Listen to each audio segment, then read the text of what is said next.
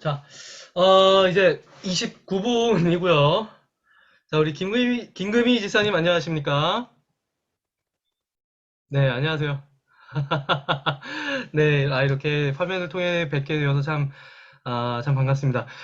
여러분들한테 미리 말씀을 드리지만, 음소거는 해 주셔도 돼요. 음소거는 해 주셔도 되는데, 제가 강의를 하다 보니까, 음소거를 안 하시고, 그냥 두셔도, 좋아요. 왜냐하면은, 여러분들이 음소거를 해 놓으시면은 그냥 저는 어떤 생각이 드냐면 그냥 벽에다가 혼자 말하는 느낌이 계속 들거든요. 그럼 되게 힘들어요. 근데 어, 조그만 잡음은 있어도 괜찮은 것 같아요. 막 TV 소리라든가 옆에서 통화하는 그런 소리 같은 경우 좀 커다란 소리 같은 경우는 있으면 안 되겠지만 그냥 옆에서 그냥 뽀시락뽀시락 하는 그런 소리라든가 여러분들 뭐 심심하시면 과자도 드실 수 있고 차도 한 잔 드실 수 있고 배고프시면 밥도 드실 수 있어요. 제 강의는 좀 프리해요. 그래서 좀 시장하시다 싶으시면은 밥도 드세요. 예, 괜찮습니다. 제가 뭐라고 하진 않으니까 여러분 같이 밥도 드시면서 괜찮고요. 그리고 가급적이면 음소거를 좀 풀어주시면 좋을 것 같습니다. 예. 그 사정이 있으셔서 음소거를 해두시는 분들도 계시는데 그런 분들은 음소거를 해두시고 그렇지 않다. 내 주변 환경이 조금은 그래도 좀 정숙하다 하시는 분들은 음소거를 다 풀어주시고 저랑 같이 좀 생동감 있게 진행을 해주시면 좋을 것 같습니다. 자, 시간이 되었습니다. 시간은 7시 31분이고요. 그럼 지금서부터 그럼 강의를 좀 시작해 보도록 하겠습니다. 먼저 기도하고 좀 시작해 보도록 할게요. 사랑과 은혜가 충만하신 아버지 하나님, 오늘도 우리와 함께 하여 주시고, 이렇게 저녁에 모여서 함께 하나님의 말씀 공부할 수 있게 하여 주시니 참으로 감사드립니다.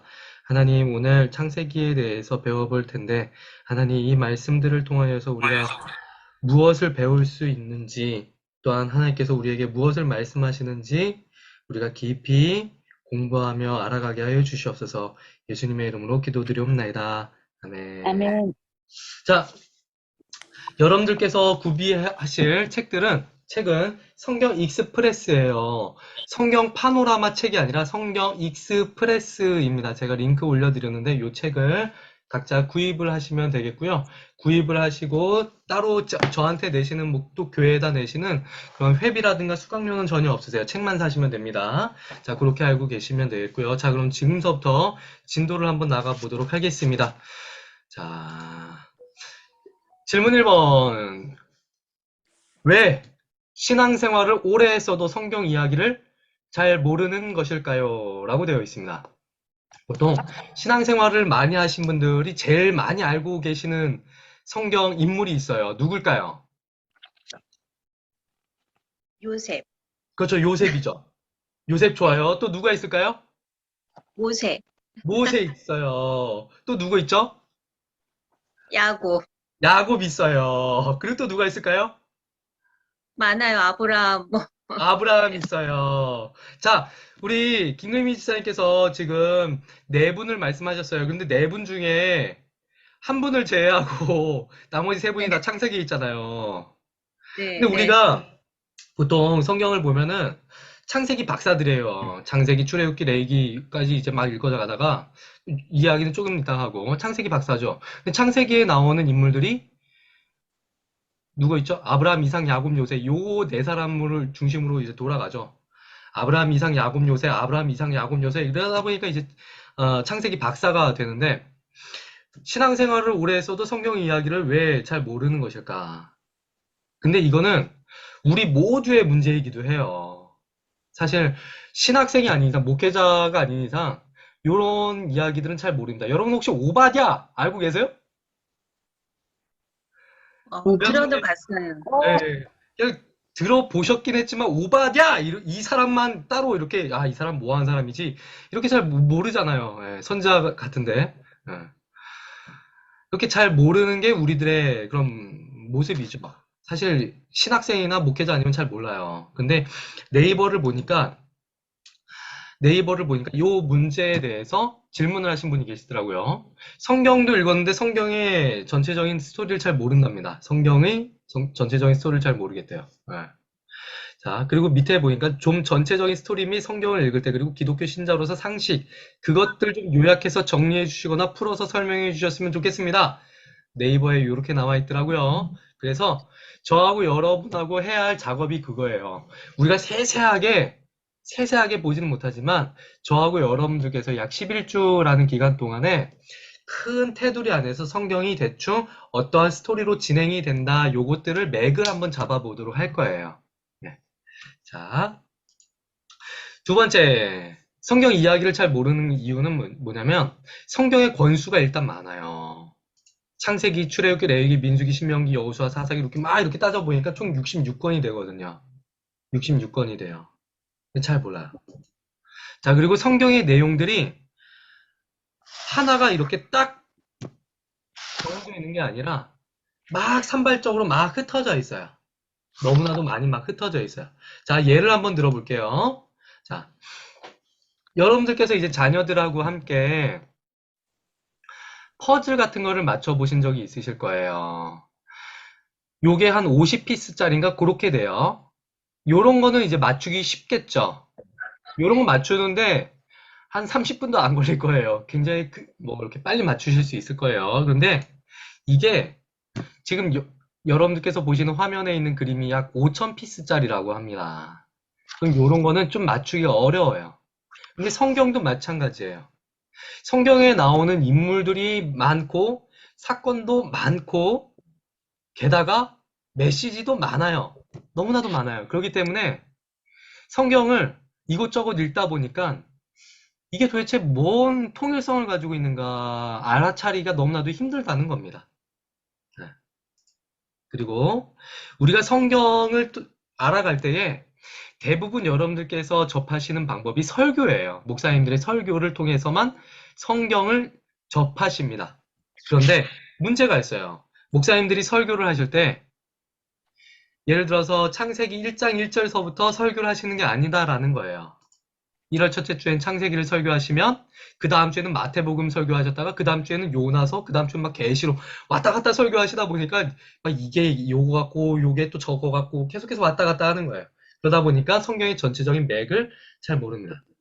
자, 그러면 성경을 띄엄띄엄 알게 되면 어떠한 문제가 일어날까? 어떠한 문제가 일어날까? 첫 번째, 이단과 정통을 잘 구분하지 못하는 사태가 벌어집니다. 이단하고 정통을 잘 구분하지 못하게 돼요. 자, 신천지에 빠지시는 분들이 상당히 많아요. 지금 신천지를 믿고 있는 사람이 약 20만 명 정도가 되는데 20만 명 중에서 기독교인들의 퍼센티지가 약 80%가 넘어갑니다. 기성교인들이 신천지로 넘어가요. 왜냐? 성경에서 어떠한 부분들이 잘 이해가 되지 않으니까 신천지가 거기에 대해서 파고드는 거예요. 그런데 알고 보면 다 거짓말이거든요. 거짓말이거나 아니면은 그 성경을 원뜻을 잘 모르거나 자기 마음대로 해석을 해버린다거나 그런 문제가 발생을 하는 거예요. 자, 그리고 성경을 띄엄띄엄 알게 되면 발생하는 문제가 구약과 신약의 연결성을 모르게 돼요. 네이버 지식인을 보니까 이런 질문이 있어요. 구약에서 하나님은 욕하면 보복을 하세요. 근데 신약에서는 하나님이 자신을 박해하는 자들을 위해 기도하라 하시고 당신 쫓으던 병사의 귀가 잘리니까 붙여주고 도망가시고 보복도 안 하고 가늠한 여자도 벌 안 주고 용서하시고 왜 구약과 신약의 하나님이 인격이 왔다 갔다 하나요? 그러니까 구약과 신약의 연결성을 모르면 하나님은 그냥 사이코예요. 구약에서는 막 저주하고 벌 주고 막 이런 하나님인데 신약 가면 막 사랑의 하나님이다. 그 구약과 신약의 그런 통일성을 모르면 그렇게 된다라는 겁니다. 네. 자, 그리고 신앙의 발전이 없어요. 신앙의 발전이 없습니다. 제가 참 좋아하는 1990년대에 그런 복음성가 CCM 가수 CCM 그룹이 있어요. 유니진이라고 하는 팀인데 원래 이분들이 그 인공위성인가 뭔가 아무튼 원래는 가수들이셨어요. 일반 가수. 김영진 지사님 혹시 알고 계십니까? 몰라요. 아니 김영진 지사님 아니요. 혹시 들어보셨어요? 아니, 모릅니다. 예. 아, 얘네가 원래 서울대학교 출신들이에요. 어. 서울대학교에서 동아리로 만들어갖고 자기들끼리 놀다가 노래를 아카펠라로 너무 잘 부르니까 가수로 데뷔를 합니다. 그래서 학부모님들이 얘네들 콘서트는 꼭 가라고 막 밀어붙였어요. 가서 좀 배우라고. 근데 이분들이 CCM 그룹으로 넘어옵니다. 크로스오버라고 하죠. 넘어왔어요. 그래서 발표한 곡이 있습니다. 만일은 소금. 제가 한번 불러드리겠습니다. 드라마 끝까지 보다 지각 예배, 스포츠 중계 보러 일찍 귀가, 다음 주는 바캉스를 떠나오니 오주여 해변으로 임하소서. 장로님의 기도 때는 낮잠 보충, 목사님의 설교 때는 설교 비판. 하지만 죽도는 받아야지. 아멘 끝나자마자 서둘러 퇴장. 이러면서 노래 그 찬양이 시작이 돼요. 여러분들께서 네이버에 한번 검색을 해보셔서 한번 들어보셨으면 좋겠어요. 되게 재밌는 가사이긴 한데 말 그대로 뼈를 때리는 가사가 있어요. 비판을 많이 하는 것 같은데요? 네? 들어보셨어요? 비판을 하는 것 같아. 네. 왜냐하면은 90년대 성도님들의 신앙이 이분들이 보기엔 그렇다라는 거예요. 서서히 옛날 우리 초창기에 가졌던 기독교 신앙과는 좀 멀어져 가는 모습들을 비판을 하는 거예요. 그러면서 마지막에 후렴 부분에 이런 얘기가 있습니다. 내가 믿기 편한 방식으로 자기를 위한 예수님을 만들어내니 십자가에 못 박힌 예수님은 없네. 그러면서 회개하는 내용이 나옵니다. 자, 그렇게 해서 이제부터 저하고 여러분들께서 한번 신구약 성경이 어떻게 연결성을 가지는지 그리고 각 권에서 어떠한 중요한 부분이 있는지를 한번 살펴보게 될 거예요. 자, 성경의 기초 상식입니다. 여러분들께서 책이 있으신 분들은 자, 여러분들께서 이거 책, 몇 쪽을 보는 거야, 그러면? 네, 제가 안내해 드릴게요. 여러분들께서 가지신 책, 자, 16페이지입니다. 자, 16페이지. 자, 제가 16페이지 부분은 앞부분에서 제가 설명을 다 드렸어요. 네. 앞에 있는 부분에서 설명을 다 드렸고, 자, 17페이지 넘어가 보도록 하겠습니다. 성경 기초 상식이라고 되어 있죠. 구약은 39권, 그렇다면 신약은 몇 권일까요? 자, 39, 27입니다. 네. 구약 39권에 신약 27권, 합쳐서 66권입니다. 자, 66권. 요거는 그냥 넘어가시면 돼요. 네. 39, 27, 66권. 39권에 27권. 더하면 66권. 요렇게 알고 계시면 되겠어요. 이렇게 알고 계시면 되겠습니다. 자, 주제별로 나눈 성경입니다. 자, 주제별로 역사와 체험과 예언이 있어요. 과거, 현재, 미래를 다루고 있는데 페이지 18페이지입니다. 18페이지에 있는 그림을 제가 화면에다 띄워 넣었어요. 책을 아직 구입 못 하시는 분들은 그냥 그 화면만 보시면 돼요. 오늘은 그냥 화면만 보세요. 네. 책이 없으신 분들은 화면만 보시면 됩니다. 괜찮아요. 자, 역사는요, 창세기서부터 에스더까지 구약에서는 17권이 해당이 돼요. 그리고 신약에서는 마태복음에서부터 사도행전까지 총 5권입니다. 그 체험, 이거는 시가서라고 부르기도 한데 욥기서부터 아가서예요. 내가 체험한 걸 고백을 하는 겁니다. 그리고 신약에서는 로마서에서부터 유다서까지 서신서들이 이렇게 되어 있고요. 그 예언서 같은 경우는 이사야서와 말라기서까지 총 17권이에요. 그런데 책을 가지신 분들은 18페이지에다가 요한계시록 윗부분에다가 묵시라고 꼭 써주시기 바랍니다. 예언하고 묵시는 좀 달라요. 성격이 다릅니다. 제가 요한 이따가 옆에다가요? 요한계시록 위에다가 묵시라고 써주시기 바랍니다. 제가 조금 이따가 예언과 묵시의 차이점에 대해서 설명을 드릴 거예요. 그때 잘 들으시면 돼요. 예언하고 묵시는 제가 강의를 한 동안에 한 3번 정도 더 나와요. 굉장히 중요한 개념입니다. 제가 여러분들한테 이거는 꼭 기억하고 계셔야 돼요. 이렇게 말씀드리는 부분이 있을 겁니다. 그런 부분으로 절대로 잊으시면 안 돼요. 마찬가지로 예언하고 묵시 부분은 제가 조금 이따가 다시 한번 설명을 드리도록 할게요. 자, 예언서 중에는 역사를 다룬 책도 있습니다. 이사야, 예레미야, 다니엘, 요나처럼 역사에 대해서 알 수 있는 책들이 있어요. 그리고 체험서에는 지혜서가 포함이 됩니다. 욥기, 잠언, 전도서. 인간이 어떻게 살아가야 할까? 인간이 과연 이 땅을 살아갈 때에 어떠한 걸 강조하면서 살아가야 할까? 그 지혜에 대한, 삶의 지혜에 대한 그 부분들이 포함된 부분을 지혜서라고 부릅니다. 자, 예언과 묵시는 차이점이 있어요. 제가 설명드립니다. 예언은 회개에 초점이 맞춰져 있어요. 근데 묵시는 인내에 초점이 맞춰져 있습니다. 자, 제가 설명드리도록 할게요. 여러분들께서 차를 타고 가시다 보면, 드라이브를 하시다 보면은, 경치 좋은 곳에 가시면은, 한 산을 보실 수도 있어요. 산을 이렇게 보실 수 있습니다. 차를 타고 가시면서 앞을 딱 봤는데, 산이 이렇게 보이는 거예요. 그런데, 산을 옆으로 돌아가 보니까, 산이 겹쳐져 있는 겁니다. 아까 여러분들께서 보셨던 산은, 작은 산과 큰 산이 겹쳐져 보였던 거예요. 그래서 옆으로 보니까 산이 두 개가 있었던 겁니다. 구약시대 예언자들이 사용했던 예언 방식이 있어요. 앞산은 현 시대입니다. 또는 몇 년 후에 또는 몇십 년 뒤에 일어나게 될 사건들이에요. 그럼 뒷산은 무엇이냐? 종말이에요. 구약의 예언자들이 현 시대와 다가오게 될 미래에 대해서 예언을 하면서 마침내 이루어지게 될 종말에 대해서 같이 예언을 해버려요. 그런데 구약시대의 예언자들이 예언을 했던 그 목적들은 무엇이냐면은 백성들에게 회개를 강조하는 겁니다. 너희들 이렇게 살면 망한다. 니들 이렇게 살면 안 된다. 니들 이렇게 살면 죽어. 이거를 강조하는 거예요. 구약에 있는 예언자들은. 근데 신약에서 요한 계시록 같은 문학 작품 같은 경우, 그 문학 종류라고 하는데, 이 묵시 문학 같은 경우는 성격이 완전 달라요. 요한계시록 같은 경우도 미래, 종말에 있을 부분에 대해서 예언을 하긴 합니다. 근데 강조점이 달라요. 어디에 초점이 맞춰져 있느냐?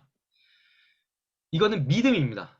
앞으로 전쟁이라든가 기근이라든가 전염병이라든가 각종 재해와 핍박이 예수 믿는 사람들한테 있을 것이다. 그러나 그러한 핍박이 오는 것을 너희는 이상한 일로 여기지 말고 그 가운데서도 너희들은 믿음을 지켜야 한다. 믿음에 초점이 맞춰져 있어요. 회개에 초점이 맞춰져 있는 게 아니라 믿음에 초점이 맞춰져 있습니다. 그 차이가 있어요. 자, 이해되십니까? 네. 네. 네, 좋습니다. 넘어갈게요. 이거는 계속해서 제가 반복을 해서 말씀을 드릴 거예요. 자, 구약은 역사 부분에 있어서 17권, 신약은 5권, 체험에 있어서 5권, 21권, 예언에 있어서는 17권, 신약에서는 1권 이렇게 되어 있는데 이거는 별로 중요한 게 아니에요. 이거는 정말 중요한 게 아니에요. 이거는 그냥 여러분들께서 아, 이렇구나 하고 넘어가시면 되는 부분이에요. 자, 성경 줄거리 압축하기라고 되어 있어요. 자, 인간이 만들어졌어요. 그리고 타락을 했어요. 하나님이 그들을 위해서 이제 일을 시작을 하시는 거예요. 그리고 그들을 위해서 땅을 마련해 놓으셨고 그들을 인도하세요. 그런데 인간이 또 타락을 해요. 그래서 하나님이 주신 땅에서 쫓겨나요. 그리고 다시 돌아옵니다. 돌아왔는데도 제정신이 아니에요. 그래서 하나님이 예수님을 보내세요.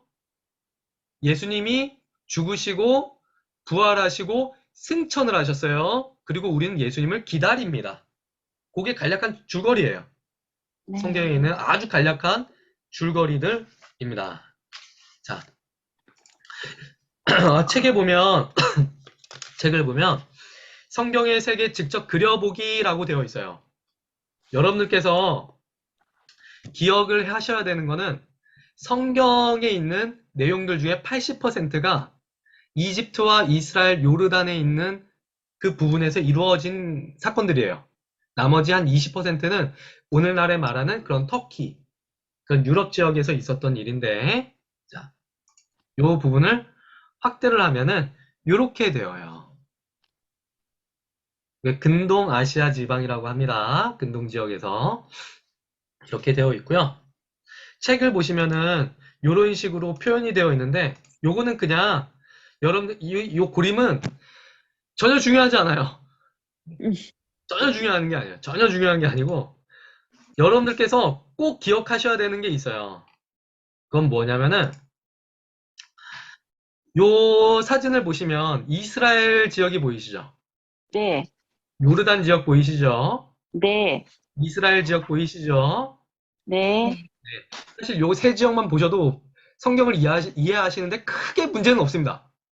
네. 네, 크게 문제는 없어요. 자, 1강은 여기서 마치도록 하겠고요. 자, 곧바로 2강 한번 넘어가 보도록 하겠습니다.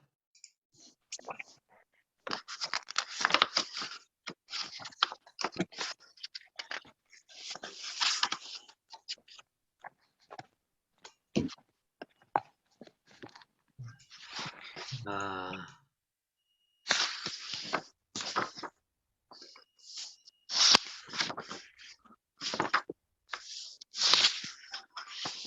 자, 2강입니다. 지금 화면에 여러분들 어떤 거 보이시죠?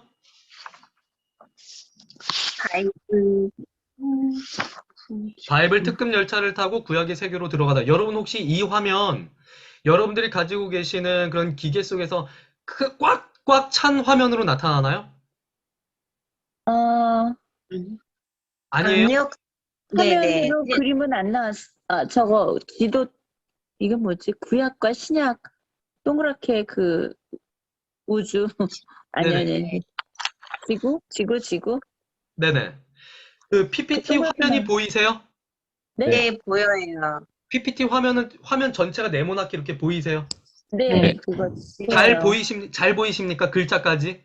네. 성경 익스프레스 뭐 요거 파트 2 네네네. 제2장 아, 좋습니다. 네. 그리고 그럼 이상 없. 구약하고 신약 네, 좋습니다. 자, 2강 넘어가 보도록 할게요. 두 번째 챕터입니다.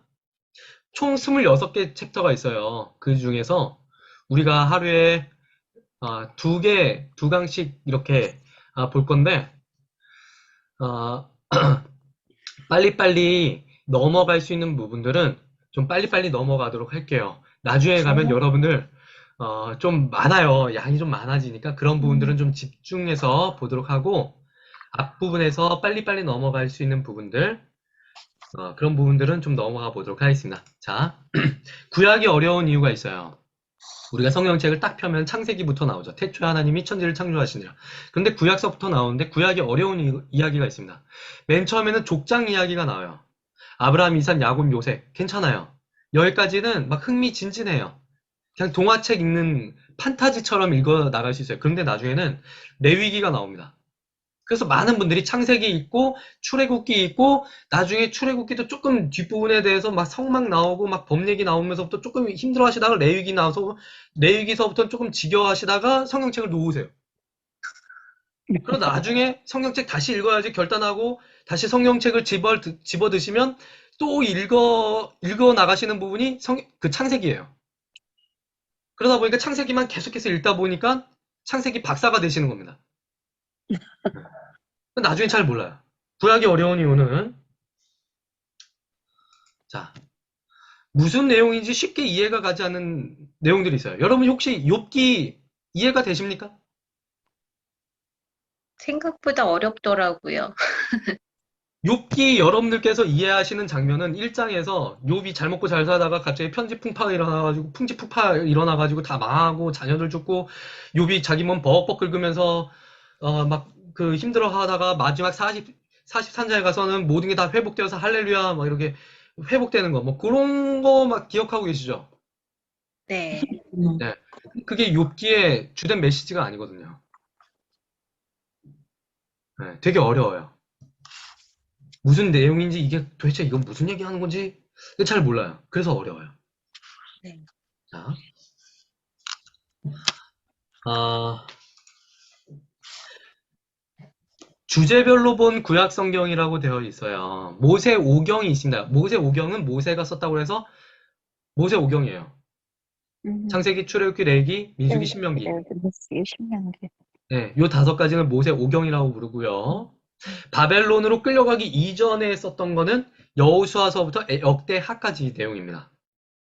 그리고 바벨론 포로 이후에 만들어진 책은 에스라서부터 에스더까지 그렇게 되어 있어요. 자, 요거는 그냥 여러분들께서 참고 삼아서 알고 계시면 선지서를 읽으실 때에 도움이 돼요. 특히 소선지서를 읽으실 때 매우 크게 도움이 됩니다. 나중에 성경책에다 표시하실 수 있으시면은 표시하셔도 돼요. 왜 이걸 아시면 좋은가 하면은 어떠한 상황 속에서 선지자들이 이런 말씀을 전했는가 그 시대적 상황을 보시면서 성경을 보시면 훨씬 더 와닿을 수 있어요. 아, 이래서 성경에 나오는 선지자들이 이런 말을 했구나. 이런 메시지를 전했구나. 그걸 알면 시대적 상황을 알아야 하는데 요런 부분들을 아시면은 참 도움이 많이 됩니다. 자, 성경 목록 외우기. 여러분 혹시 이 노래 알고 계십니까? 창세기, 출애굽기, 레위, 민수기, 신명기, 여호수아, 사사기, 룻기, 사무엘상하, 열왕기, 상하, 역대상하, 성경 목록가입니다. 김영주 성도님 혹시 이 노래 알고 계십니까? 잘 모르겠는데요. 아, 처음 들어봤어요. 처음 네. 들어보셨어요? 네. 그러시면은 다음 주까지, 자, 우리 요 노래를 모르시는 분들은 숙제입니다. 다음 주까지 외우기? 유튜브를 통해서 성경 목록가 치셔서 한 번씩은 꼭 듣고 오세요. 네. 아, 왜냐면은 여러분들께서 성경 파노라마를 배우셨는데 그래도 이 파노라마가 다 끝나신 다음에 성경 목록쯤은 다 알고 계셔야 되지 않으시겠습니까? 그래서 네. 창세기서부터 요한계시록까지 요 노래를 통해서 한번 외워보세요. 그러면 나중에 목사님들이 설교하실 때, 자, 오늘은 미가서 이렇게 얘기를 하실 때, 미가서가 신약에 있나 구약에 있나 이렇게 헷갈리지 않으실 거예요. 목사님, 네, 알겠습니다. 목사님, 근데 이번 주에 그 유영상 장로님이 네. 이 노래가 일본 군가라고 그러더라고요. 아, 맞습니다. 예. 이거 일본 네, 군가예요. 네. 그래서 저한테 막 화를 내시더라고. 이런 식으로. 네. 그것도 모르냐고. 아, 모른다고요. 진짜? 네. 아, 그게 사실 2018년도에 수영록교회에서 요거에 대해서 이제 그 성경 목록가를 우리나라 버전으로 만들었어요. 근데 최초에 이거를 아신 분이 수영록교회 이규원 목사님이신데 그분이 어디서 이제 들으신 거예요. 근데 진짜로 우리나라 일제 시대 때 우리나라를 침략한 일본군이 철도를 놓고 나서 철도 그거를 이제 기념하기 위해서 만든 그 노래에다가 요걸 만들어 놓은 거예요. 그래서 저도 오늘 강의를 준비하면서 그 노래를 한번 일본어로 된 걸 한번 들어봤거든요. 네. 그래서 아, 요거 좀 문제 있겠다 싶었는데 근데 죄송한 말씀입니다만 사실 요거처럼 귀에 쏙쏙 들어오게 만든 노래가 없어요. 네.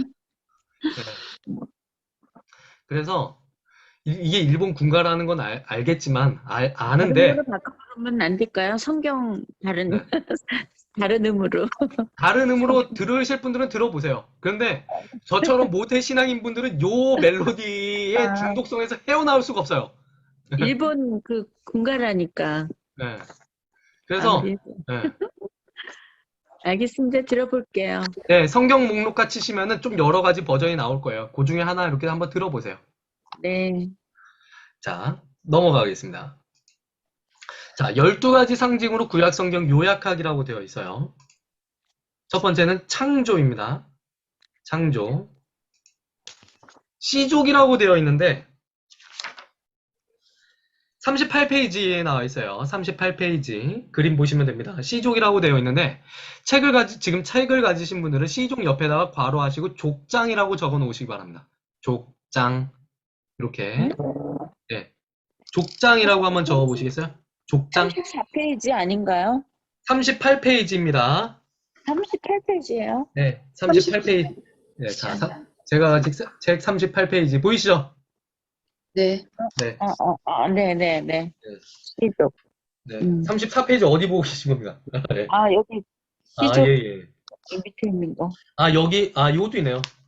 네. 자, 여기 그림 있어요. 보면서 설명드립니다. 네. 여기에다가 족장이라고 적어 놓으시고, 족장이라고 한번 적어 주시고, 시족 그다음, 족장. 네. 노예 시대. 왜 400년이냐면은 이스라엘 백성들이 이집트에서 400년 동안 종살이를 했어요. 이집트에서. 네. 근데 정확히는 430년입니다. 근데 대충 말할 게 그냥 뭉뚱그려서 말할 때 그냥 400년이에요. 음, 400년이라고 보통 표현을 합니다. 그래서 목사님들께서 설교를 하실 때 이스라엘이 이집트에서 400년 동안 종살이를 했습니다. 라고 말씀하시면 저 목사님은 430년도 뭐다 이렇게 생각을 하시면 한 게 아니라 여기 성경에서도 400년이라고 나와요. 근데 더 디테일하게 430년이라는 표현도 있습니다. 네. 그 표현 두 개를 왔다 갔다 하시는 거예요. 그렇게 알고 계시면 되겠고요. 그 다음 하나님이 율법을 주셨어요. 율법을 주셨습니다. 계명이라고 하죠. 율법을 주셨어요. 그 다음 텐트에서 장막 생활을 합니다. 광야에서 야영 생활을 해요. 40년 동안. 음. 40년 동안 야영 생활하고 그 40년 다음 동안 어디서 야영을 해요? 광야에서 야영 광야에서? 생활을 합니다. 음, 광야에서 야영 생활을 하고요. 광야는 그냥 사막이에요. 네. 제가 나중에 음, 이스라엘 그 광야 사진을 종종 보여드리도록 하겠습니다. 제가 이스라엘 갔을 때 찍어온 사진들이 있거든요. 그래서 그런 사진들을 보면서 설명해 드리도록 할게요. 자, 그리고 언약이 있어요. 언약. 신명기 내용입니다. 음, 모압 땅에서 하나님과의 언약을 새롭게 다시 갱신을 해요. 근데 여러분들께서 지금 이 부분은 지금 제가 설명드리는 건 그냥 들으시고 넘어가셔도 돼요. 왜냐? 디테일하게 이제 계속해서 나올 거예요. 제가 설명을 드릴 겁니다. 네. 그리고 여호수아는 정복입니다. 이 순환이라는 거는 이스라엘이 하나님께 돌아오고 반역하고 부르짖고 다시 또 반역을 하고 이런 사이클이 계속돼서 반복이 되는 거예요. 그래서 순환이라고 부릅니다. 언약. 그 다음 왕관인데 이거는 통일 왕국 시대를 말하는 거예요. 이스라엘이 하나의 왕국이었던 시절이 있었습니다. 음, 그리고 나라가 분열이 되어버려요. 분열이 왕관이 깨집니다. 분열이 분열이 되죠. 됩니다. 그래서 남유다 북이스라엘이 돼요. 남유다 북이스라엘.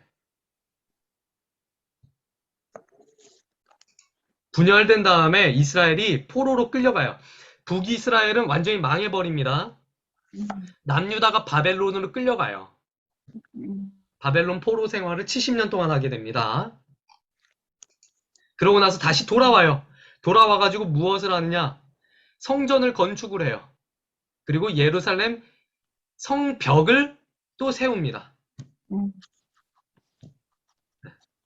건축을 하고 있어요. 그게 구약의 12가지 상징이에요.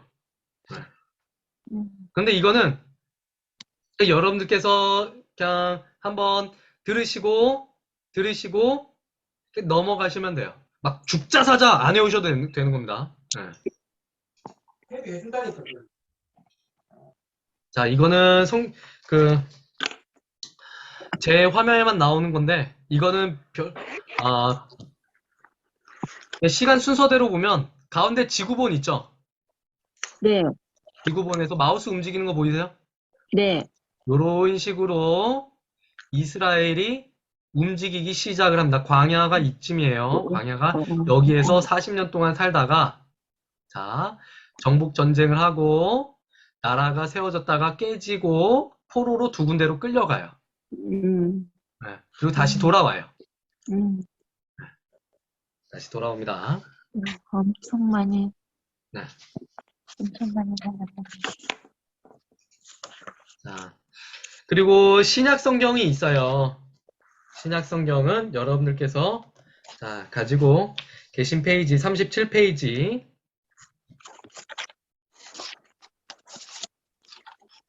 자, 누군가 손을 이렇게 입으로 막고 있죠? 구약 성경 마지막인 말라기하고 마태복음 사이, 신약 성경 사이에는 400년간의 기간이 있습니다. 하나님께서 계시를 주시지 않았다라고 해서 침묵기라고 또 부르기도 해요. 그래서 입을 막으신 건가? 네.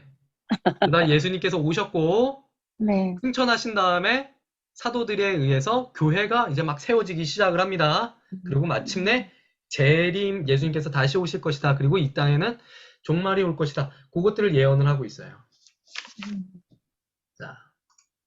그래서 요런 종결, 그리스도 교회 완성 이렇게 네 가지로 살펴볼 수가 있고요. 이거는 그냥 여러분들께서 자, 책을 받으시면은 책을 사시면 39페이지랑 40페이지를 보시면 성경 각 권의 주제 기억하기라고 해서 뭐 루세 결심 뭐 이렇게 되어 있는데 여러분 이거는 이 책은요 미국 사람이 쓴 책이에요. 테리올이라는 분이 쓴 책이고 그러니까 영어권에 맞춘 책인데 이걸 번역을 한 거예요. 우리나라 사람이 번역을 한 겁니다. 그래서 요런 거는 미국식이에요. 그래서 그대로 따라하지 않아도 됩니다. 네. 네. 자, 그래서 2강을 맞춰보도록 하겠습니다. 자, 3강 넘어갑니다.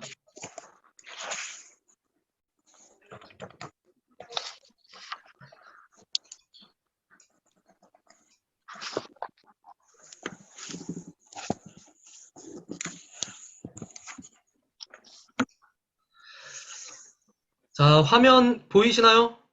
네. 태초에 하나님이 인간을 위해 세상을 시작하시다라고 되어 있죠. 보이십니까? 네. 네. 네. 자, 여기서부터 이제 제가 좀 설명드릴 부분들이 좀 많아요. 그러니까 여러분들 잘 집중해서 들어주시면 감사하겠습니다. 자, 여러분들한테 질문 하나 드려보겠습니다. 닭이 먼저일까요? 달걀이 먼저일까요? 닭. 자, 닭 한 표 나왔습니다.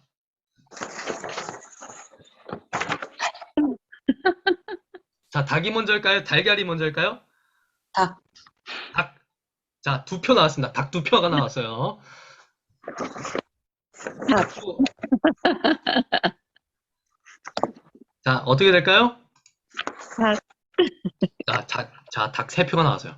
자, 나머지 분들은 다 대답하신 걸로 알겠습니다. 자, 제가 되게 재밌는 걸 한번 봤는데요. MBN에서 2010년도 7월 15일 날 뉴스가 나왔어요. 달걀보다 닭이 먼저다라는 걸 영국 셰필드 대학 연구진이 밝혀냈다라는 겁니다. 네. 그런데 우리는 예수님을 믿는 사람들은 사실 이거 주일학교 다닐 때부터 알고 있잖아요. 닭이 먼저다라는 거. 하나님이 세상을 창조하실 때 닭을 먼저 창조하셨을까요? 달걀 먼저 창조하셨을까요? 닭. 닭이죠. 네. 자, 이따가 성경책을 한번 보시면 알아요. 하나님이 가축을 먼저 만드셨지 알부터 만드시진 않으셨어요. 네. 자, 우리는 먼저 알고 있습니다. 자, 첫째 날에 하나님께서 빛을 만드셨어요. 네. 둘째 날엔 궁창을 만드셨습니다. 자, 셋째 날에는 땅과 바다와 식물들을 만드셨어요. 네. 넷째 날에 해와 달과 별을 만드셨고요. 다섯째 날엔 새와 물고기를 만드셨고요. 여섯째 날에는 동물과 사람을 만드셨어요. 일곱째 날에는 안식을 하셨어요. 저 여러분들한테 한번 질문을 드려보겠습니다. 그럼 하나님은 8일째 되신 날엔 뭐 하셨을까요?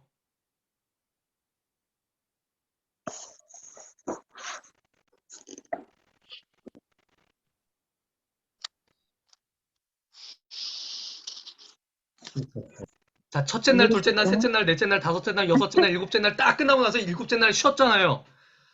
네. 예수님이 이제 주 6일 근무를 하셨어요. 그럼 그 다음날 뭐 하셨을까요? 8일 날. 출근.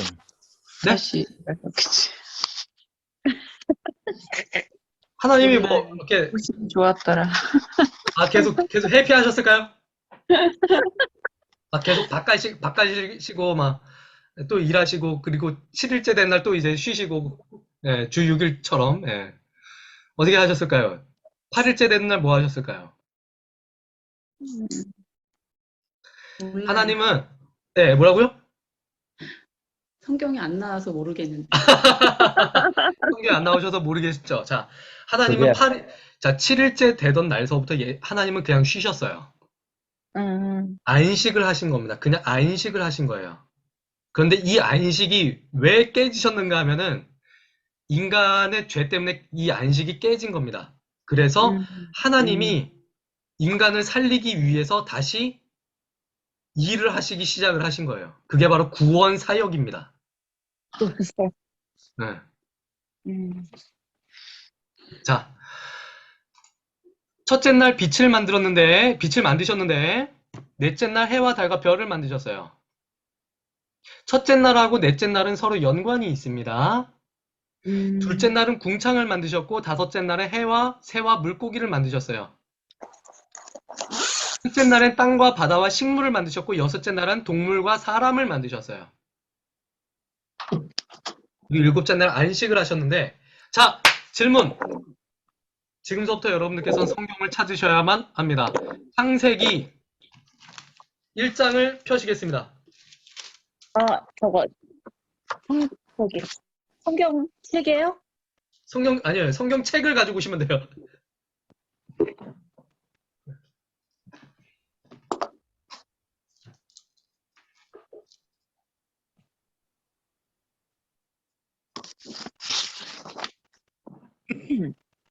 자, 창세기 네, 1장을 한번 보겠습니다. 창세기 1장. 네. 네, 창세기 1장을 펴놓고서 제가 드리는 질문에 한번 답을 해보시기 바랍니다. 여기서 말하는 궁창은 무엇일까요?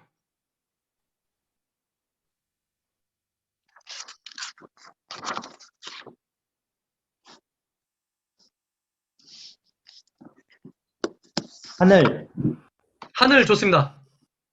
또 뭐일까요? 여러분 혹시 어렸을 때 창조과학회라는 단체 이름 들어보신 적 있으세요? 네. 여러분들한테 미리 말씀드리지만 창조과학회라고 해서 꼭 성경적인 것만은 아닙니다. 왜냐면은 창조과학에서 가르치는 거는 하나님이 지구를 만드셨는데 지구를 둘러싸는 커다란 테두리를 이렇게 물층을 만드셨다. 이걸 궁창이라고 부른다. 그걸 예. 그러니까 지구 위에 물이 있었던 거예요. 근데 이 물을 하나님이 이걸 궁창이라고 부르셨대요. 제 말이 아니에요. 창조과학에 의하면 이걸 궁창이라고 부른대요. 그런데 노아의 홍수 때 위에 있던 물이 지구에 다 내려가지고 지구가 물로 덮였다. 그래서 하늘 위에 빵꾸가 났다. 네, 막 그래서 해로운 게 들어와가지고 인간이 이렇게 자외선도 많이 맞고 그래서 상태가 안 좋아졌다. 이런 얘기를 해요. 창조과학회 애들이. 근데 전혀 이건 비성경적인 겁니다. 왜 그런지 지금부터 설명을 좀 드려보도록 할게요. 성경적으로. 창세기 1장을 보시겠습니다. 창세기 1장 6절, 7절, 8절 말씀 보시겠습니다. 제가 읽어드릴게요. 하나님이 이르시되 물 가운데 궁창이 있어 물과 물로 나뉘라 하시고 하나님이 궁창을 만드사 궁창 아래의 물과 궁창 위의 물로 나뉘게 하시니 그대로 되니라. 여기서부터 창조과학회의 이제 뇌피셜이 시작이 되는 거예요. 자, 하나님이 궁창을 하늘이라 부르시니라. 저녁이 되고 아침이 되니 이는 둘째 날이니라. 이렇게 돼 있죠. 네. 자, 좋습니다. 14절 보시겠습니다. 14절. 하나님이 이르시되 하늘의 궁창에 광명체들이 있어 낮과 밤을 나뉘게 하고. 여러분 광명체가 어디에 떠 있어요? 하늘에 해와 달. 아니, 자 여러분 우리 조금 더 과학적으로 한번 넘어가 보죠. 자, 해와 달과 별들은 어디에 있어요? 우주, 우주에 있죠. 네. 여기서 말하는 궁창은 우주예요. 낮과 밤을 나누게 하고 그것들로 징조와 계절과 날과 해를 이루게 하라. 또 광명체들이 하늘의 궁창에 있어. 우주입니다. 땅을 비출하시니 그대로 되니라. 여러분 태양이 지구 바로 위에 떠 있나요? 아니죠. 네, 여러분 태양이 지구 바로 위에 있습니다 라고 말씀하면 이거 굉장히 좀 서로가 곤란해지는 거예요. 네. 자, 그대로 되니라. 자, 17절 보니까 하나님이 그것들을 하늘의 궁창에 두어 땅을 비추게 하시며 낮과 밤을 주관하게 하시고 빛과 어둠을 나누게 하시니 하나님이 보시기에 좋았더라. 이렇게 돼 있죠. 네. 네. 자, 20절 말씀 보겠습니다. 하나님이 이르시되 물들은 생물을 번성하게 하라. 땅 위 하늘의 궁창에는 새가 나르라. 새 어디서 날아요? 하늘 궁창. 하늘, 그쵸? 우리가 보통 상식적으로 생각한 하늘에서 날잖아요. 네. 새들, 혹시 우주에서 나는 새 본 적 있으십니까? 없으시죠? 우주에 공창하고 그냥 하늘에 공창하고 그걸 얘기를 하는 거네요. 궁창은 음. 성층권 안과 성층권 밖을 전부 다 통칭하는 말입니다. 음.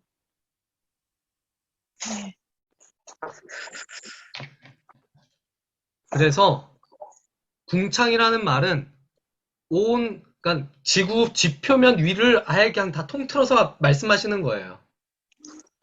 네. 자, 그렇게 해서 세상이 창조가 됩니다. 세상이 창조가 되는데, 창조의 포커스는 어디에 맞춰져 있을까요?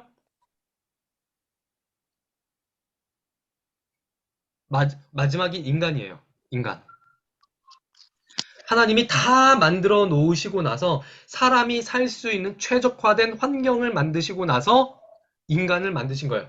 예를 들어서 너무너무 사랑하는 자매가 있다고 하면 결혼 상대가 있다고 한번 생각을 해보겠습니다. 제 이야기를 한번 해볼게요. 제가 사실 37살이 될 때까지 짝이 없었어요. 제 아내가 저를 구원해 준 겁니다.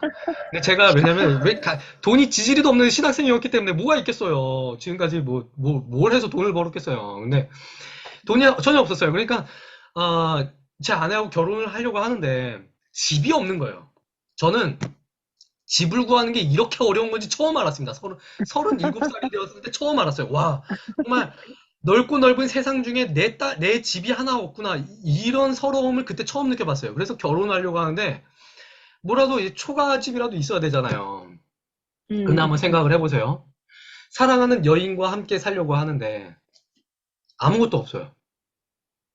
사랑하는 여인한테 가가지고 내가 당신을 사랑하니까 나랑 같이 마포대교 밑에서 살 수 있습니까? 이렇게 프로포즈를 한다면 이 세상에 어떠한 사람이 같이 따라오겠어요?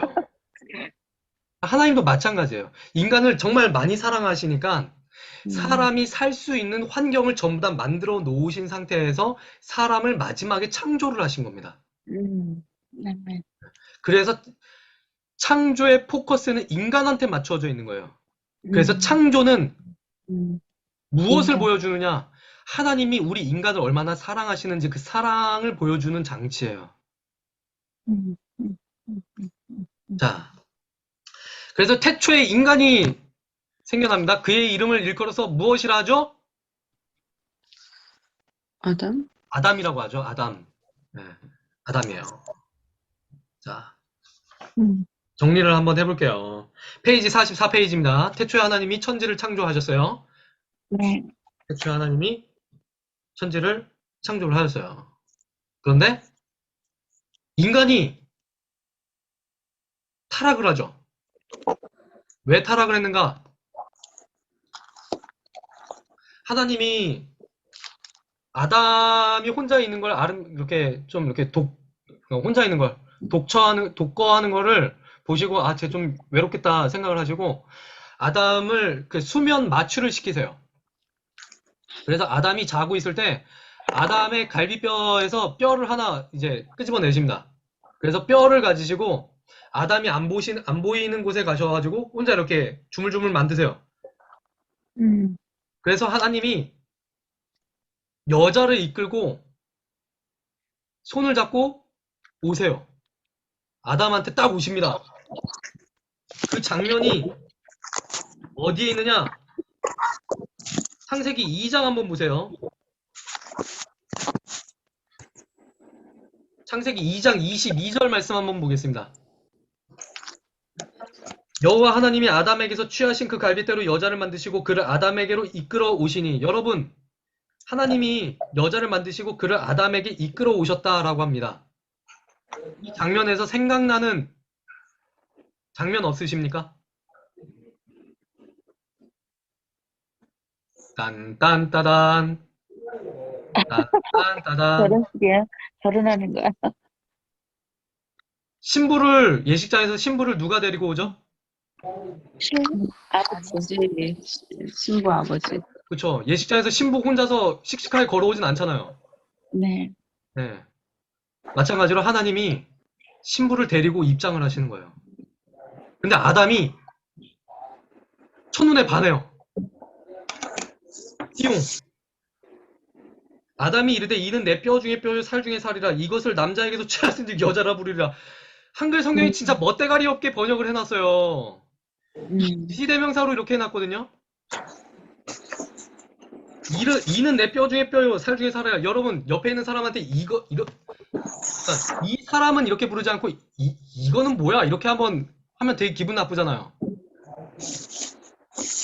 옆 사람한테 제 아내를 제가 다른 사람한테 소개를 할 때 제 안사람입니다 이렇게 소개하는 거하고 이거는 제 안사람입니다 이렇게 소개하는 거랑 좀 많이 다르잖아요. 자, 히브리어 원문으로 직역을 하면 이렇게 됩니다. 그대는 내 뼈 중에 뼈요 살 중에 살입니다. 그대를 남자에게서 취하였은즉 그대를 여자라 부를 것입니다. 히브리어 원문으로 보면은 아담이 하와를 굉장히 존중을 하면서 사랑의 세레나데를 불러요. 이거는 시입니다. 그냥 문장으로 이는 내 뼈 중에 그대는 내 뼈 중에 뼈요 살 중에 살입니다. 그대는 남자에게서 취하였으니 그대는 여자라 부를 것입니다. 이렇게 로봇처럼 딱딱딱 끊어서 얘기하는 게 아니라 이건 히브리어 시예요. 네, 시로 고백을 한 겁니다.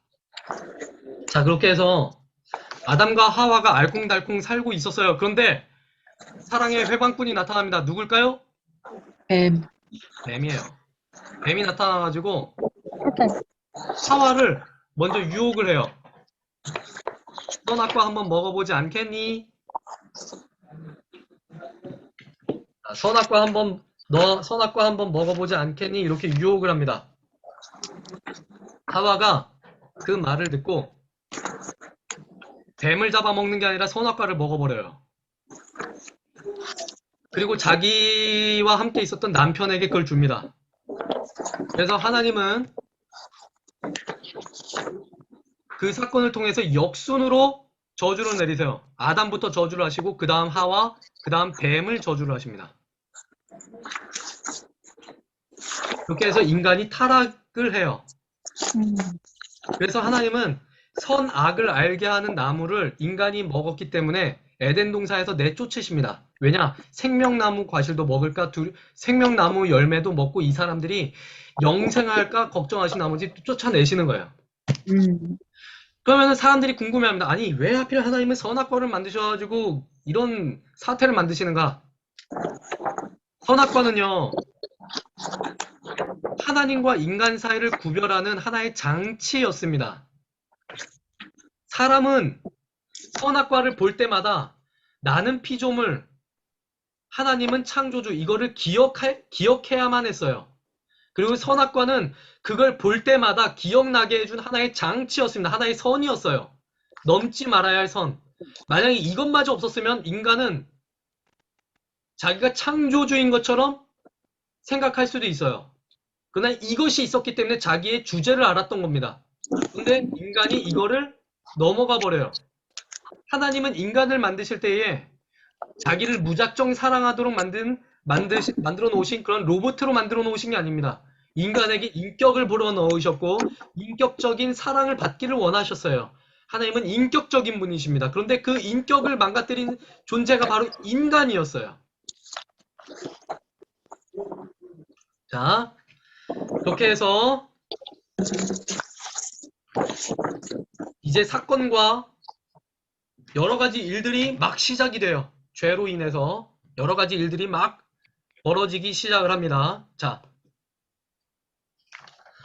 여러분들께서 가지신 책 46페이지를 보시면 여러분들께서 책에다가 수정을 하셔야 되는 부분들이 있어요. 자, 보이시면은 아벨 파트 부분 보이시나요? 네. 아벨 파트 부분에서 여러분들께서 반드시 수정하셔야 될 부분들이 있습니다.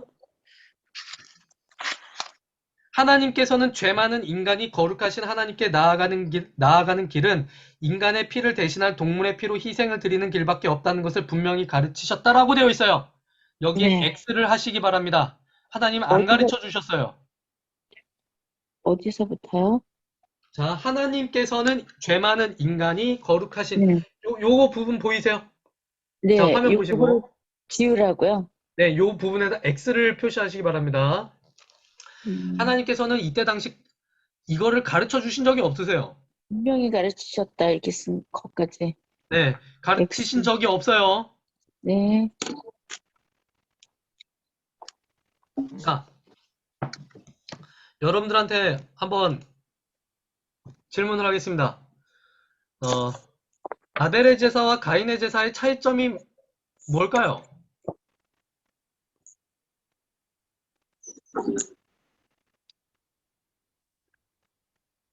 자, 매우 중요한 부분이기 때문에 조금 천천히 나갈게요. 아벨의 제사와 가인의 제사에 있어서 차이점은 과연 무엇일까요?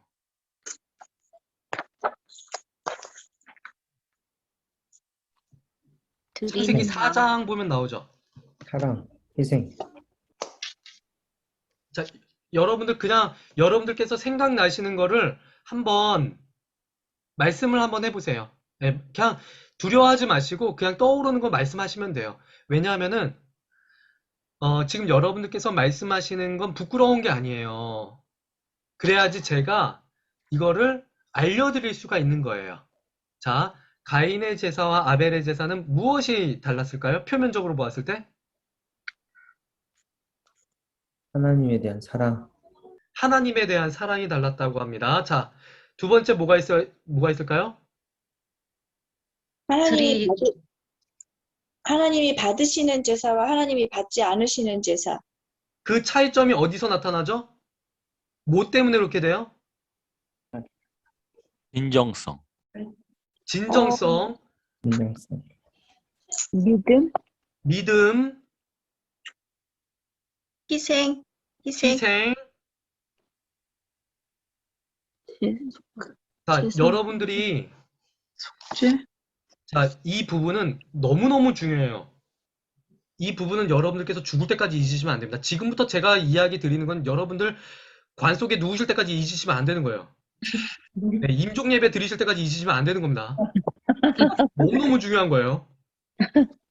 네, 이게 기독교의 핵심이, 제가 지금부터 말씀드리는 게 진짜 기독교의 핵심이기 때문에 말씀을 드리는 거예요. 표면적으로 보면 창세기 4장에서 가인과 아벨의 제사의 차이점은 제물로 보여요. 가인은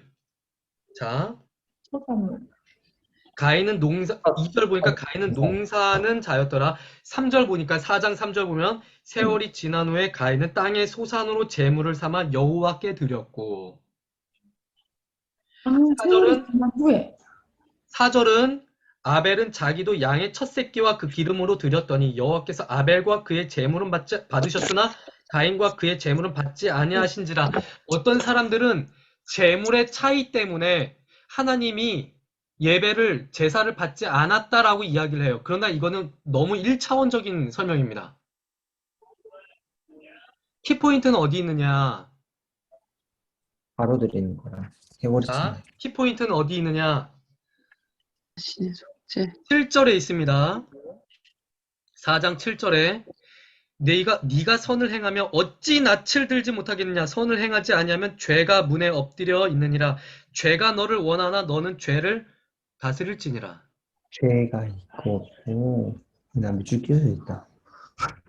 여기서 죄가 문에 엎드려 있느니라 이 표현은요. 히브리어 비유법인데 맹수가 그 사냥 대상을 덮치기 위해서 웅크리고 있는 거예요. 그래서 언제든지 사냥감을 덮칠 준비를 하고 있는 자세를 나타낼 때 표현하는 겁니다. 그러니까 죄가 지금 가인을 덮치려고 기다리고 있어요. 이 말에 숨겨진 하나님의 말씀 속에 숨겨진 의도는 무엇이냐? 가인이 평상시에 똑바로 네네. 살지 않았다라는 겁니다. 가인이 평상시에 선한 마음을 품고 살지 않았기 때문에 하나님께서는 그의 마음을 보시고 재물을 받지 않으셨다라는 거예요. 여러분, 예배라는 게 예배. 자, 책을 가지신 분들은 책 놨는 공간에다 쓰시고 책이 없으신 분들은 어딘가에다가 꼭 써놓으시기 바랍니다. 예배라는 말은 히브리어로 아바드, 예배라는 말은 히브리어로 아바드 또는 스와하라고 합니다. 영어로는 워십이라고 하죠. 근데 많은 사람이 워십이라는 단어 때문에 뭐 경배하다 이런 행위로 초점을 맞추고 있는데 예배는 히브리어로 아바드 또는 스와하라고 표현이 돼요. 이 두 단어의 뜻은 무엇이냐? 하나님께 순종하다, 복종하다라고 하는 뜻을 가지고 있어요. 순종, 복종. 순종하다, 복종하다. 그럼 예배는 무엇이냐? 하나님께 순종하는 거예요. 하나님께 복종하는 것이 바로 예배입니다. 하나님께 순종하지 않으면 예배 드리는 게 아니에요. 그러면 주일 예배는 무엇일까요? 새벽 예배, 수요 예배, 금요 예배 이런 예배들은 무엇일까요? 내가 하나님께 순종하는 사람입니다. 내가 하나님께 복종하는 사람입니다. 이거를 표현하는 거예요. 내가 하나님께 순종하는 사람입니다. 내가 하나님께 복종합니다. 이거를 표현을 하는데 실상 그 사람이 삶의 모습에서 일주일 동안 살아갈 때 예배당 바깥에서 하나님께 순종하지도 않고 복종하지도 않는다면 예배당에서 드리는 그 예배의 행위를 하나님께서 받으실까요? 안 받으실까요? 하나님께서 안 받으십니다. 그걸 창세기 4장을 통해서 미리 보여주신 거예요. 이스라엘이 망한 이유가 바로 여기에 있습니다. 하나님께 예배한다고 하면서 하나님께 무슨 뭐 재물 가져오고 막 이런 거 열심히 다 했어요. 그런데 하나님이 보시기에 악을 행하고 정의를 행하지 않고 악을 행하고 가난한 사람들 핍박하고 사회 정의를 다 무너뜨려 버리니까 하나님께서 내가 토하고 싶다 이런 표현까지 쓰시는 거예요. 니들이 내 마당만 밟을 뿐이다. 나중에 가면 선지서에서 그런 말씀을 하시거든요. 이스라엘이 이거에 무너졌기 때문에 이스라엘이 망한 겁니다. 그러면 나는 하나님께 순종합니다. 복종합니다. 이걸 표현하는 게 예배라면 삶에서 어떻게 살아가야 할까요? 하나님께 순종하는 사람으로서 복종하는 사람으로서 여러분 혹시 삶의 예배라는 말 혹시 들어보셨습니까? 네. 네. 그래서 기독교인으로서 제일 중요한 게 무엇이냐? 예배. 어떠한 특정 시간에 모여가지고 예배에 막 거룩하게 막 찬양하고 말씀 듣고 기도하고 이런 행위를 바치는 것보다 더 중요한 게 무엇이냐? 예배자의 마음, 예배자의 삶을 가지고 그러한 행위를 하는 거예요. 그런데 이게 무너져 있으니까 아까 윤희진과 같은 드라마 끝까지 보다 지각 예배, 스포츠 중계 보러 일찍 기가 이런 노래가 나오는 겁니다. 그러니까 우리 기독교인들이 반드시 죽을 때까지 명심하면서 살아가야 하는 거는 예배예요, 예배. 예배의 그 원뜻 무엇이냐? 그 뜻이 무너졌기 때문에 하나님께서는 가인의 제사를 받지를 않으신 거예요. 대신 아벨의 제사는 받으신 겁니다. 그냥 아벨이 양의 첫 새끼로 막 정성스럽게 막 이렇게 막 여러 가지 준비해가지고 드려가지고 하나님께서 아이고 그래 너 참 수고했다 이런 게 절대로 아닌 겁니다. 자 여러분들 이거 절대로 잊지 않으셨으면 좋겠습니다. 자, 그 다음 볼게요. 자, 인간이 타락을 했어요. 타락을 해가지고 사람들이 너무 죄를 많이 지어요. 하나님께서 보시고 너무 화가 나신 거예요. 그래서 아 얘네들 도저히 안 되겠다. 니들은 도저히 안 되겠다. 하나님이 뭘 계획을 하시냐면 심판을 계획을 하십니다. 그것이 어디 나와 있냐? 창세기 6장이에요. 자, 창세기 6장 3절 말씀 보도록 하겠습니다.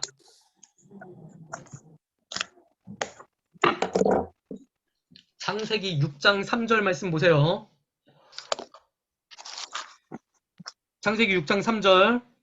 여호와께서 이르시되 나의 영이 영원히 사람과 함께하지 아니하리니 이는 그들이 육신이 됨이라. 그러나 그들의 날은 120년이 되리라 하시니라. 어떤 분들은 이 말씀을 근거로 인간의 수명이 120년으로 쪼그라들었다.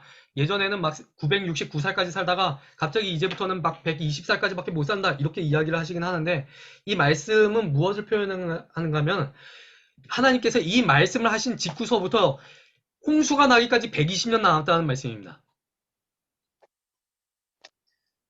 6장 3절서부터 카운트다운이 시작이 된 거예요. 120년 뒤에 니들은 이제 다 죽는다. 많은 분들이 노아의 방주를 100년 동안 지었다 이렇게 알고 계시는데 제가 한번 성경으로 한번 따져보겠습니다. 자, 노아가 방주를 건설한 기간, 이거는 그냥 여러분들께서 그냥 교양적으로 알고 계시면 될 거예요. 하나님이 홍수로 세상을 심판하신 때는 노아가 600세 되던 때였습니다. 그런데 하나님이 노아한테 짠 하고 나타나셔가지고 내가 쓸어버릴 거야 라고 말씀하신 거는 이미 노아의 세 아들이 장가를 간 후였어요. 근데 노아가 세 아들을 낳은 것은 노아의 나이 502세 때였다라는 말이죠. 그렇다면 아까 6장 3절에서 120년이 되리라 이렇게 되어 있죠. 노아의 홍수는 600세에 이루어졌습니다. 그럼 600 마이너스 120 하면 480년이에요. 노아의 나이 480세 때 하나님께서 이 세상을 쓸어버릴 계획을 가지셨고 노아의 세 아들이 장가를 간 후에 하나님께서 말씀을 하신 거예요. 내가 쓸어버릴 거야. 그런데 세 아들을 낳은 거는 노아의 나이 502세였어요. 노아가 셈을 낳은 502세부터 노아가 계시를 받은 600세까지의 기간은 98년입니다. 아들들이 결혼을 했을 때 최소한 노아의 나이는 517세였을 거라고 판단을 합니다. 왜냐하면 아들이 15살에 결혼했을 때를 가정했을 때 말이에요. 하나님이 계시를 주신 거는 새 아들이 장가를 간 후였습니다. 며느리까지 있는 상태였어요. 그러면 노아가 방주를 지은 기간은 약 70년에서 80년밖에 되진 않아요. 여러분 이해되십니까? 자, 이거는 그렇게 중요한 게 아니에요. 이거는 그냥 여러분들께서 교양삼아 알고 계시면 되겠고 그냥 어떤 분들이 그냥 120년이 되리라 이 말씀 가지고 방주를 120년 동안 지었다! 그렇게 말씀하시는 분들이 계셔가지고 이런 설명을 드리는 거예요. 120년 동안 지은 게 아니라 100년 동안 지은 게 아니라 실제적으로 방주를 만든 기간은 성경적으로 따져보았을 때 약 70년에서 80년 정도밖에 되진 않다. 그거를 그냥 설명을 드리는 겁니다. 별로 중요한 거 아니기 때문에 그냥 넘어가도록 할게요. 자, 바벨탑이에요. 창세기 11장에서 노아의 홍수 이후에 사람들이 방주에서 나온 후에 이제 우리가 흩어짐을 면하자! 우리 한번 잘 먹고 잘 살아보자! 그래가지고 탑을 쌓아요. 신할 평지에 모여가지고 바벨탑을 이제 탑을 쌓는데 하나님께서 그걸 보시고 나서 이 땅에 강림하셔서 다 흩어버리세요. 그래서 무엇이 생겨났느냐? 제2 외국어가 생겨나기 시작을 합니다. 외국어가 막 생겨나요. 그래서 사람들이 서로 말을 못 알아들으니까 그냥 이제 탑 쌓기를 멈추고 그냥 흩어져 버립니다.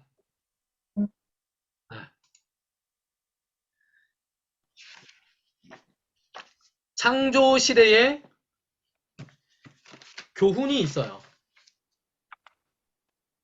자, 49페이지입니다. 49페이지 마지막을 보면 하나님께서는 진흙이 토기장이의 명령에 절대적으로 순종해야 한다는 것을 인류 역사 초창기부터 반복해서 보여주셨다. 만일 모세가 창조 시대에서 배워야 할 교훈을 한 문장으로 요약하여 우리에게 가르친다면 다음같이 말할 것이다. 피조물은 창조주께 복종해야 한다. 자, 하나님은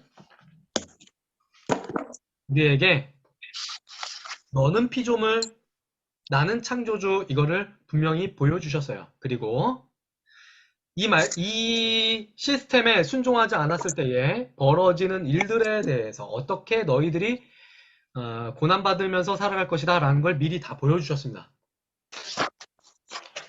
그렇기 때문에 창세기를 통해서 우리가 배울 수 있는 건 피조물인 우리는 창조주 하나님께 순종하면서 살아가야 한다. 그것들을 배울 수가 있는 거예요.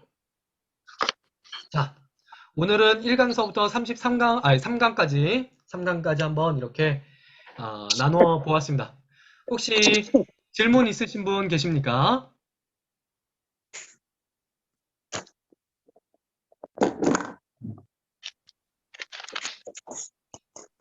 자, 질문을 하신다고 해서 제가 막 정죄하거나 아니면 막 이것도 모르세요 이렇게 막 무안주거나 그렇진 않아요. 예, 그러니까 자연스럽게 그냥 질문을 하시면 좀 어려운 질문은 조금 어려운 질문은 저도 연구를 해서 그 다음 주에 알려드리든가 아니면 개인적으로 알려드리든가 그렇게 할 테니까 여러분들 기탄 없이 그냥 말씀해 보시기 바랍니다.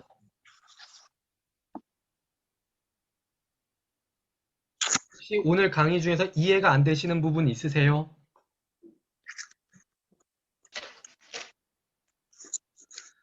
네. 두 번째 듣잖아요, 목사님. 네네. 처음 들을 때보다 이해가 잘 돼요. 죄송합니다. 제가 첫 번째서부터 설명을 잘해드렸어야 했었는데 제 수명하기만 들었습니다.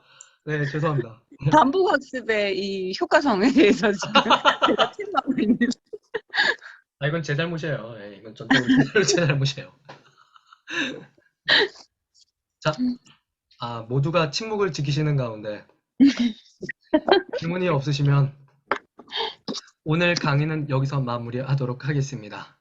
네, 오늘 강의 여기서 마무리하도록 하겠고요. 기도하고 마치도록 하겠습니다. 네. 기도하겠습니다. 참 고마우신 아버지 하나님, 오늘도 우리와 함께하여 주시고 이렇게 하나님의 말씀 배울 수 있게 하여 주시니 참으로 감사드립니다. 아멘. 아버지 하나님, 오늘 말씀을 통하여서 피조물인 우리는 창조주 하나님께 복종해야 한다는 것을 배울 수가 있었습니다. 아버지 아멘. 하나님, 우리가 이 땅 살아가면서 하나님께 예배하는 자로서 또한 예배 드리기에 합당한 자로서 그렇게 살아갈 수 있게 하여 주시옵소서. 아멘. 하나님 예배 드릴 때만 하나님께 신실한 모습을 갖추는 것이 아니라 날마다 직장에서나 사회에서나 가정에서나 또한 남이 보지 않는 곳이라 할지라도 하나님께 순종하는 사람, 하나님께 복종하는 사람, 그리하여서 하나님께 예배드리는 사람으로서 날마다 살아갈 수 있도록 주님 도와주시옵소서. 하나님 우리 모두를 지켜주실 줄로 믿사오며 예수님의 이름으로 기도하옵나이다. 아멘. 감사합니다. 감사합니다. 다음 주에 뵙도록 하겠습니다. 수고하셨습니다. 감사합니다. 수고하셨습니다.